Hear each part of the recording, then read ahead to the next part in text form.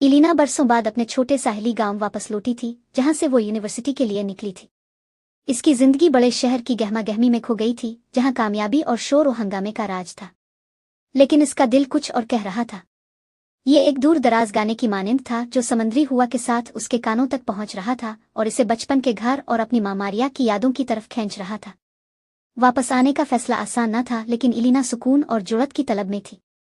Bag तैयार करके इसने वो ट्रेन पकड़ी जो साहिल के किनारे खूबसूरत मनाजिर के बीचों बीच गुजरती थी। ट्रेन की रवानी, वादियों से गुजरना और पहाड़ों के किनारे से निकलना इलीना के दिल में एक अजीब सी खुशी और बेचैनी भर रहा था। मारिया वो औरत थी जिसकी जिंदगी समंदर से जुड़ी थी। इसकी जल्द धूप से तमतमाई हुई थी और उसके हाथ जाल ठीक करने और कश्तियों की मुरम्मत में मसरूफ रहने के निशानात लिए हुए थे। लेकिन इसकी आंखें गहरी और मेहरबान ऐसी थी जो लोगों को इसके सादा से साहिली घर की जानिब खींच लाती थी। जैसे ही इलीना इस दरवाजे के करीब पहुंची, इसके कदम रुक गए।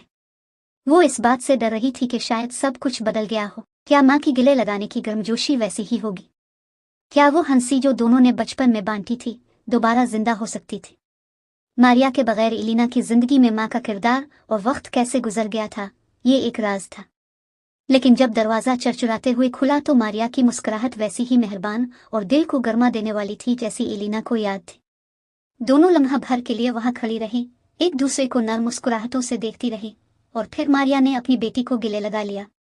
ऐसा लगा जैसे सालों की दूरी और उन कही बातें एक ही लम्हे में खत्म हो गई। इस शाम दोनों साहिल के किनारे चलती रहे, जहां आसमान शाम के रंगों से जगमगा रहा था और हुआ में समंदर की नमकीन खुशबू भरी हुई थी। मारिया ने गांव की कहानियां सुनाई और इस मोहब्बत की विरासत का जिक्र किया जो इलीना तकरीबन भूल चुकी थी।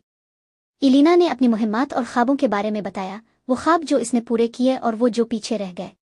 जैसे ही चांद आसमान पर बुलंद हुआ, इलीना को एहसास हुआ कि वो सिर्फ घर नहीं लौटी बल्कि इसने अपने आप को दोबारा दरियाफ्त किया था। वो सुकून जिसकी वो मुतलाशी थी, इसे इस माँ के दिल में मिला जिसने इसे ओढ़ने के लिए पर दिए थे और हमेशा जानती थी कि वो एक दिन लूट आएगी। लहरें आहिस्ता आहिस्ता साहिल से टकरा रही थी और दोनों को ये एहसास हो रहा था कि जिंदगी चाहे जहां भी ले जाए, दिल का कंपास हमेशा घर की तरफ ही इशारा करता है।